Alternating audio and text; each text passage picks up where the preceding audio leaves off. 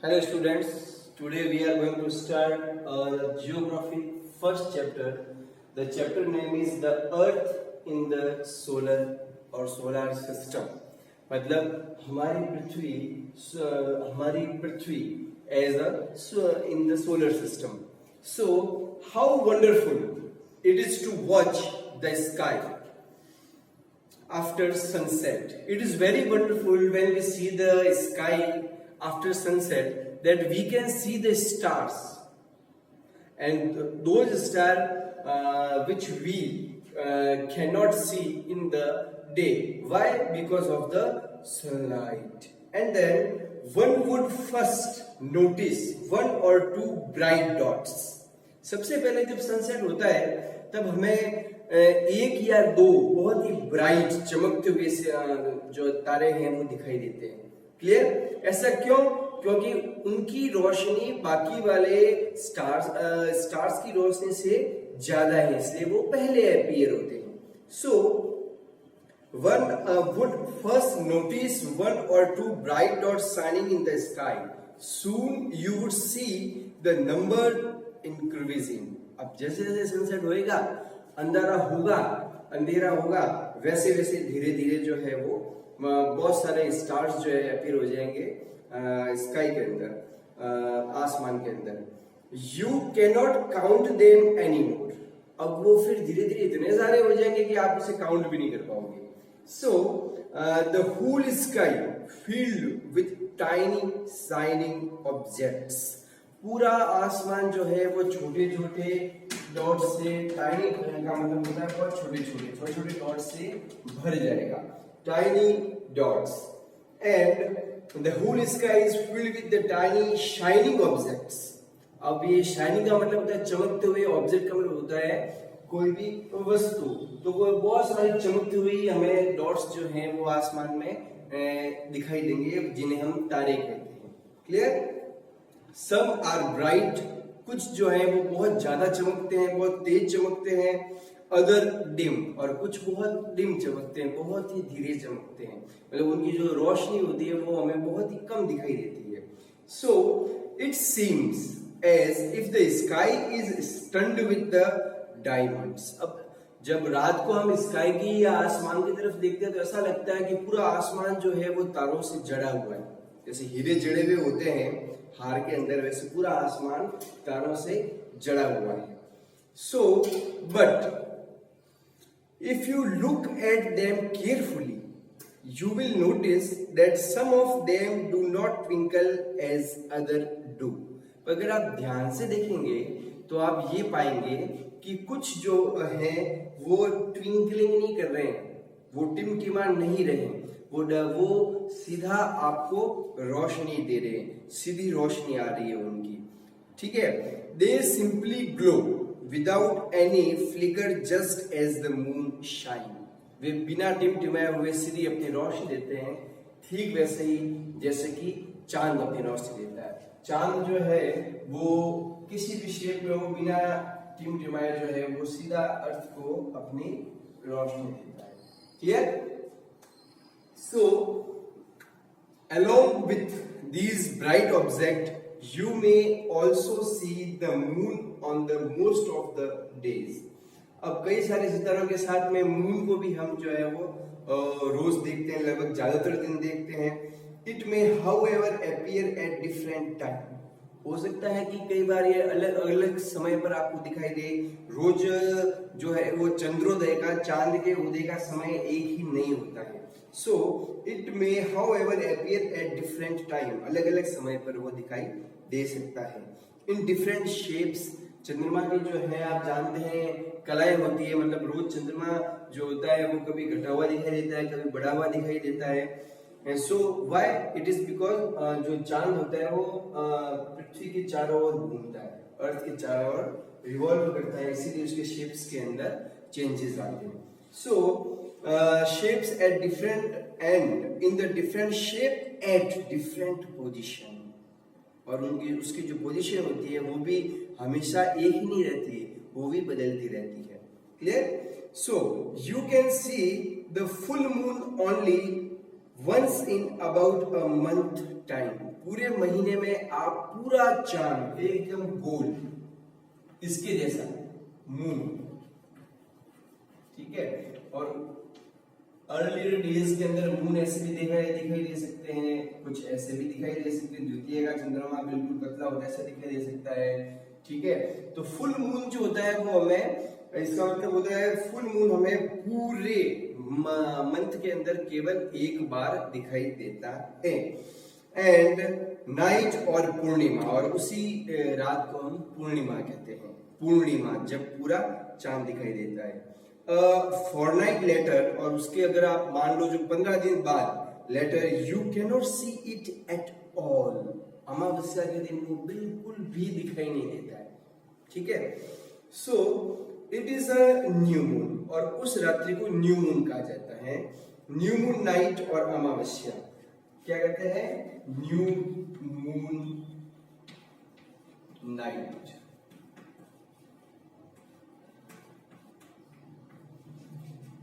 It means no moon. Clear? So a new moon night or Amavasya, on this day you can watch the night sky best. On this day you can watch the night sky best, provided it is a clear night.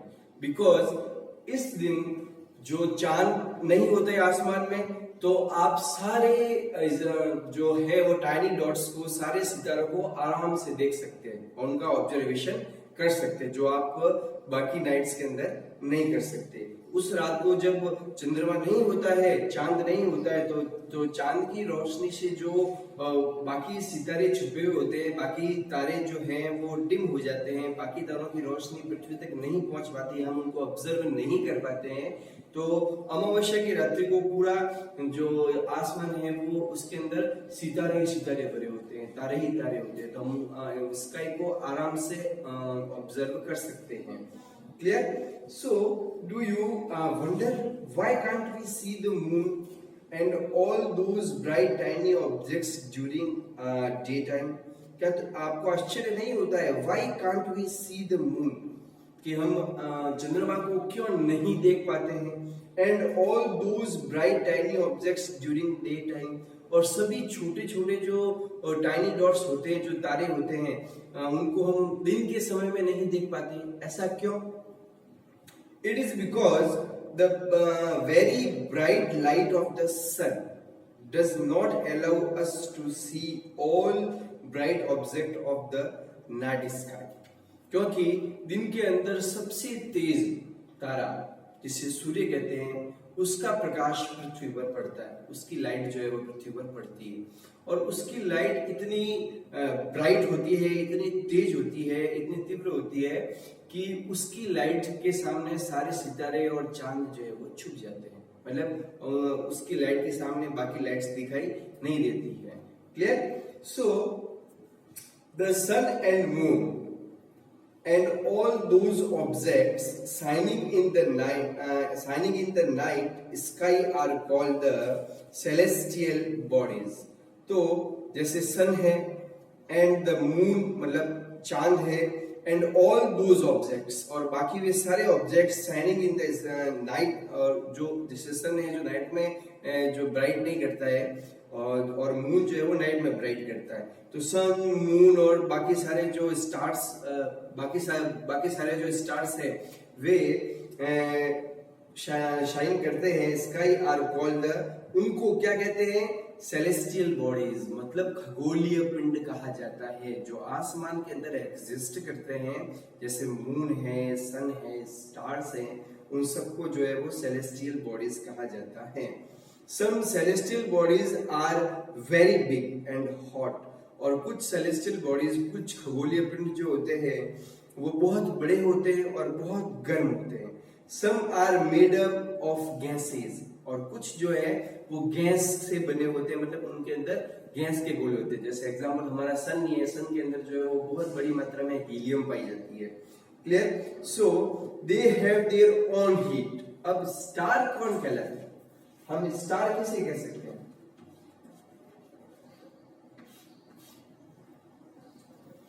हम star किसे कहते हैं? They are made up of gases, they have their own heat and light, जिसकी खुद की जो खुद heat को प्रोड्यूस करता हो और वो लाइट अप होता हो उससे, which can emit in the large amount, और वो उसी हीट को और उसी लाइट को जो है वो बहुत बड़े अमाउंट में छोड़ता हो, तो उसको हम क्या कहते हैं, स्टार कहते हैं। These celestial bodies are called stars, और इन्हीं को जो खगोलीय बॉडीज है, इन्हीं खगोलीय बॉडीज को हम स्टार्स कहते हैं। The sun is a star, और सन क्या है, स्टार है। Why? Because sun produce its own heat and its own light. Clear? So the countless twinkling stars in the night sky are similar to the sun. Countless बिना मतलब अनगिनत जो सितारे होते हैं, स्टार इन द नाइट, जो कि रात में चमकते हैं, sky are similar to the sun, वे भी सन के जैसे ही है, उनकी लाइट भी जो है वो सन के जैसे ही है, पर क्योंकि वे हमसे बहुत ज्यादा दूर है, because they are so far from the earth, so there enough heat and there enough light we can not obtain, हम प्राप्त नहीं कर सकते क्योंकि हमारे बीच में दूरी बहुत ज्यादा है। क्लियर? सो अब जब मैंने डिस्टेंस की बात की, तो ये डिस्टेंस जो सेलेस्टियल बॉडीज के अंदर डिस्टेंस होता है वो किलोमीटर या माइल्स के अंदर जो है वो हम मेजर नहीं करते हैं। इसके लिए लाइट ईयर्स काम में आते हैं, मतलब एक रोशनी की, प्रकाश की एक किरण,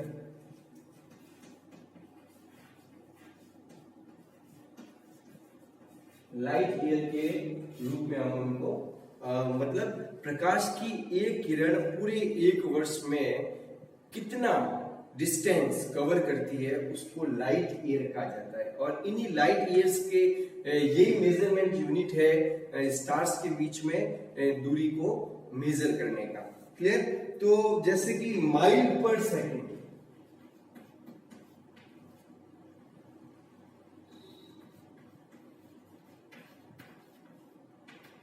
माइल्स पर सेकेंड क्या स्पीड है, 186,000, ये लाइट की स्पीड, ये लाइट की क्या है, speed.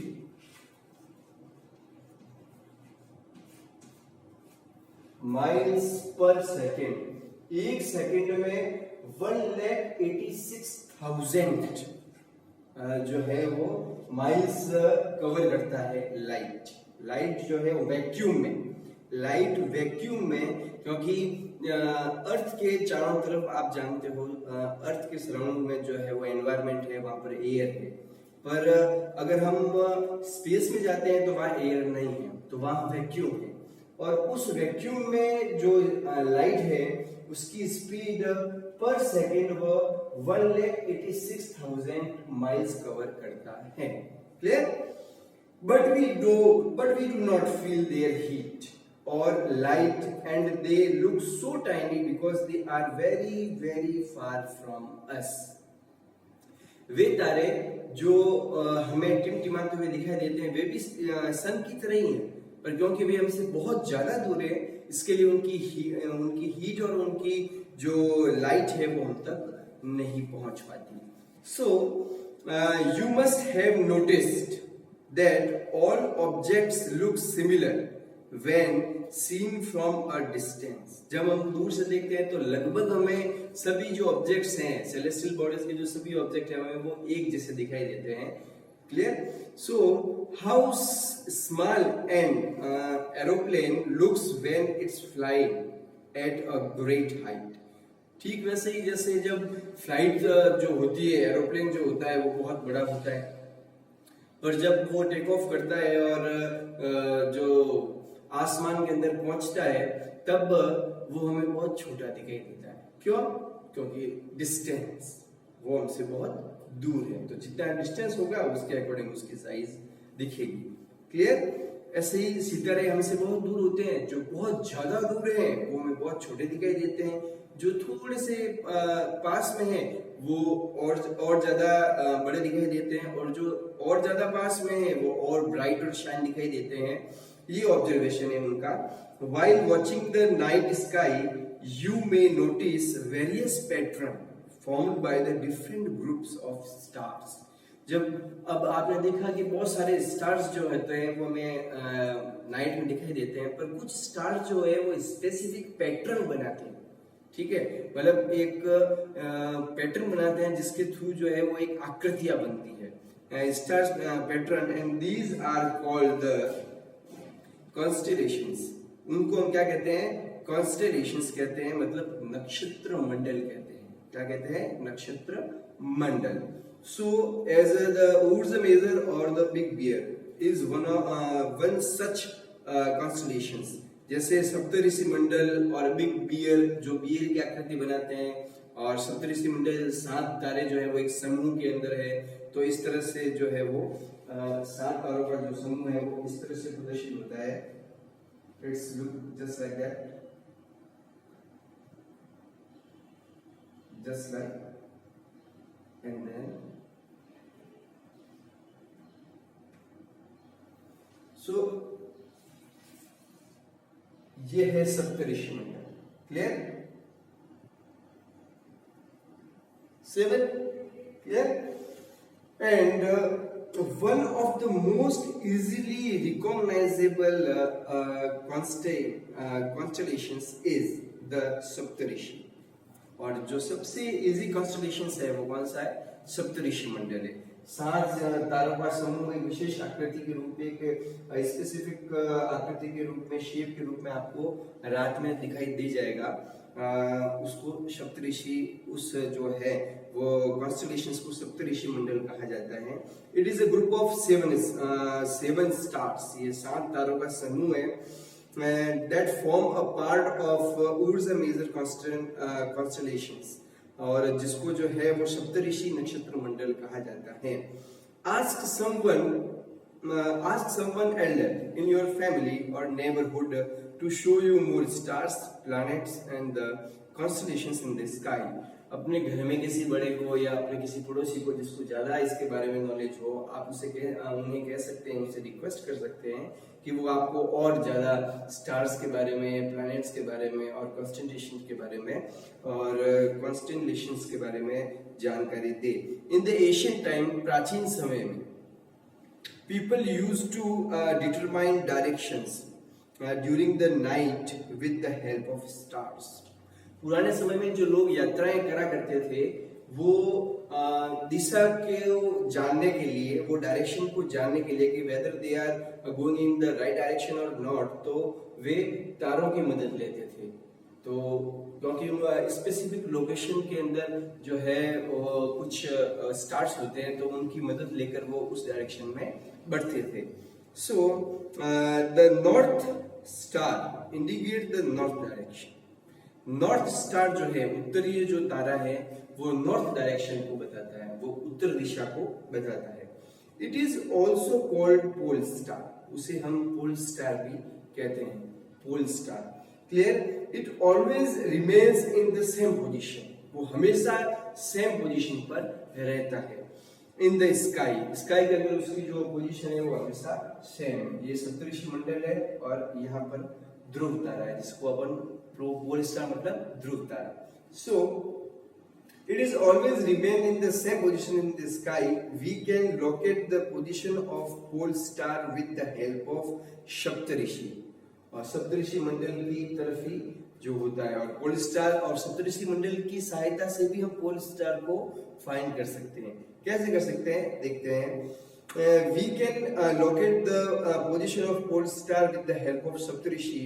Look at the figure 1.1, आप अपने बुक के अंदर फर्स्ट फिगर को देख सकते हैं, जिसमें एक बच्ची जो है वो सप्तऋषि मंडल के आखिरी 2 तारों की मदद से ध्रुव तारे को फाइंड कर रही है। यू विल नोटिस दैट, हम ये देख सकते हैं कि इफ एनी इमेजिनरी लाइन, एक काल्पनिक लाइन खींची जाए, line is drawn joining the pointer stars and the extend further, और उसको आगे की तरफ बढ़ाया जाए, it will point it to the pole star। अगर इन 2 तारों की अगर हम एक रेखा खींचते हैं और उसको एक्सटेंड करते हैं, उसको और लंबा ले जाते हैं, तो जहां पर वो आगे जाती है वो पोल स्टार हो गया है, pole star.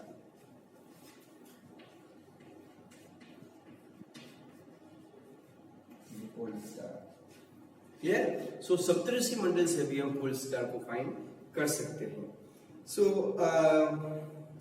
some celestial bodies do not have their own heat and light। अब कई खगोलीय पिंडों की खुद की जो है वो हीट और लाइट नहीं होती, क्योंकि वे खुद की हीट और लाइट को प्रोड्यूस नहीं कर पाते।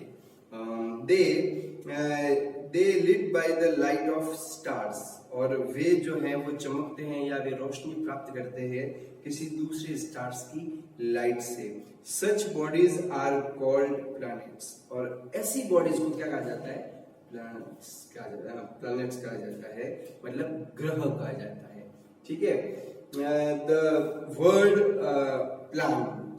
word planet comes from Greek word। जो planet वर्ड है वो एक ग्रीक भाषा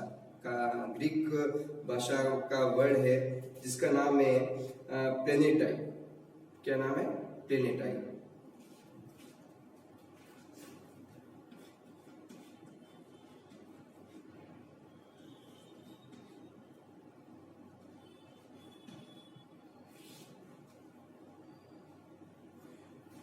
ये ग्रीक लैंग्वेज का एक वर्ड है प्लेनेटाई, और इससे बना है प्लैनेट्स।